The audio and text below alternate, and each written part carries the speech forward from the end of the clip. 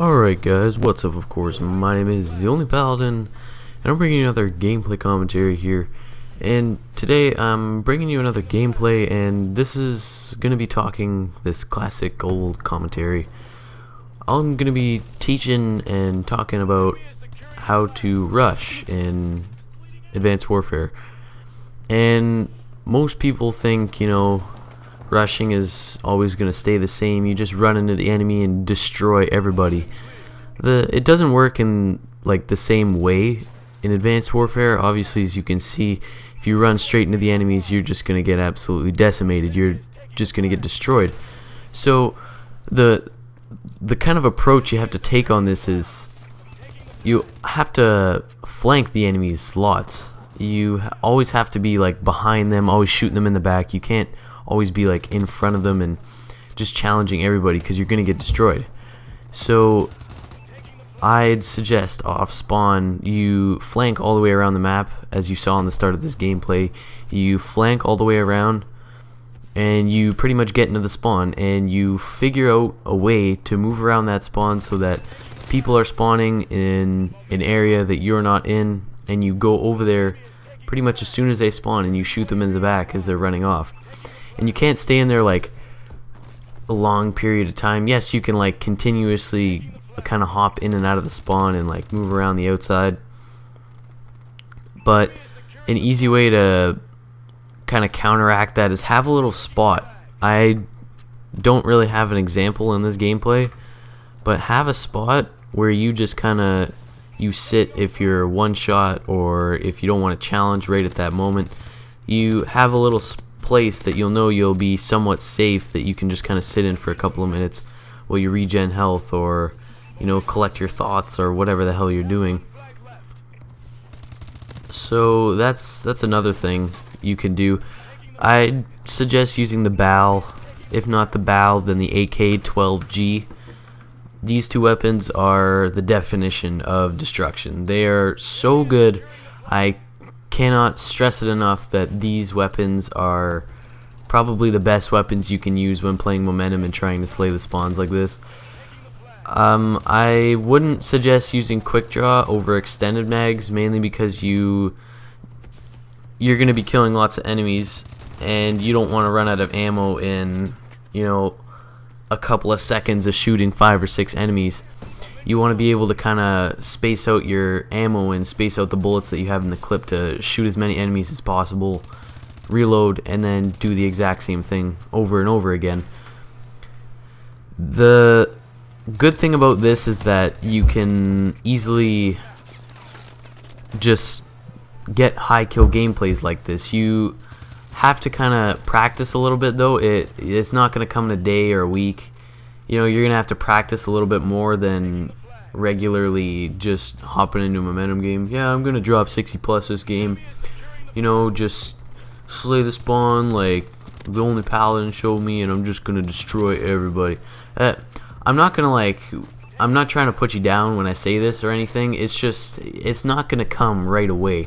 You're not going to be able to like drop 50, 60 bombs in like 2 games of trying this tactic out. It's going to take a little bit. So if you hop into your first game or your second game and you're like, oh man, this is not even working, like he just sold me a bunch of BS, this is so stupid.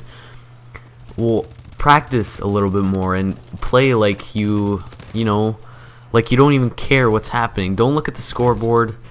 Don't worry about any of that stuff. Just do as I said, and you'll play amazing. It's just, I don't know, when you're kind of not, and don't I'm like confusing myself a little bit. Set like a goal that you want to break in the time that you play. So say you get in your, I don't know, 3rd momentum game, you're kind of getting the hang of it, it's kind of understanding and you're figuring out the tactics and stuff like that.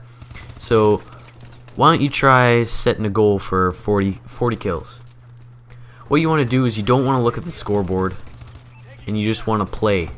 You play good, you play to win, and it'll come. It'll be so easy when you're not even knowing how good you're doing, because like you'll sit there and you'll look and you'll be like, oh, I'm only 5 kills off, and then you'll like, come on, 5 kills, and you'll be like stressing yourself out. You don't want to do that. You just want to stay away from the scoreboard, and you'll just totally destroy. Another thing is some people might hate on you when you're in the lobby. Don't cap the objectives, because the longer you don't cap the objectives, the longer the game is going to last. And that's kind of what you want, so that you can drop the higher, the higher kill gameplays.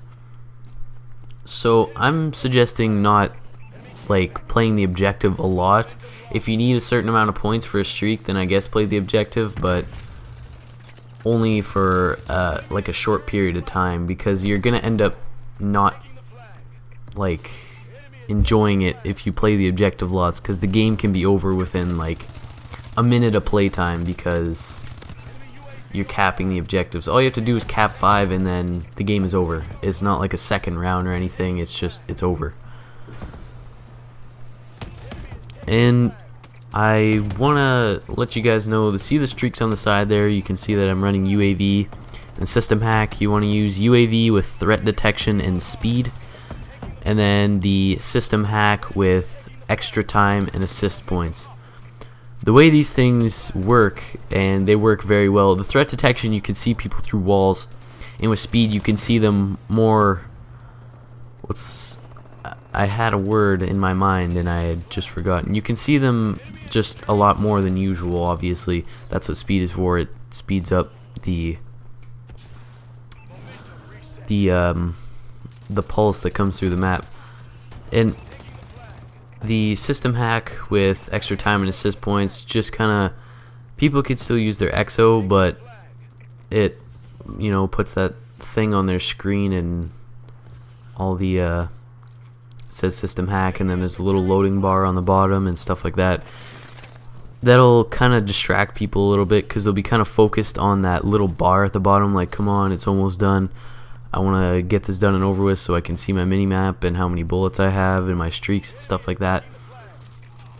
So while they're focused on that, it kind of gives you the edge a little bit, because they're focused on something else. Another streak I'd like to suggest is running the bombing run with stealth.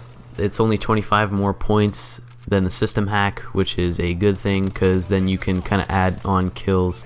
And if you're going on a long kill streak, that'll add up onto those, so it'll help you get a nuclear or whatever you're going for. And that's mainly the thing that you should be doing. Another thing I like to mention, the attachments you want to use on the AK-12, which I didn't mention before. The setup on the BAL is good, but using it on the AK-12 is not the best. I'd suggest stock, quick draw, and extended mag. The extended mag is because it only has 30 bullets in a clip, I'm pretty sure, and I think it gives it 42 or 45. So those extra 10 to 15 bullets will help you win quite a bit of gunfights. I'm not gonna lie. The amount of bullets it takes to kill with the AK-12, I think, is 3 to 4, depending on range and where you're shooting on the body. So quick draw will help you pull your gun up obviously faster. Stock will give you some more mobility while you're aiming, so you don't have to sit in spots and wait for people, and you're not walking super slow while you're ADS. Extended mag, I've already explained. And the perk setup you want to use is low profile. This is for both, but low profile, well, this one's for the BAL. Low profile, peripherals, blast suppressor, and scavenger. I know it sounds bad because you're not using toughness, but it's gonna work. I'm telling you, it is gonna work. And on the AK-12, instead of blast suppressor, you're gonna have to use toughness.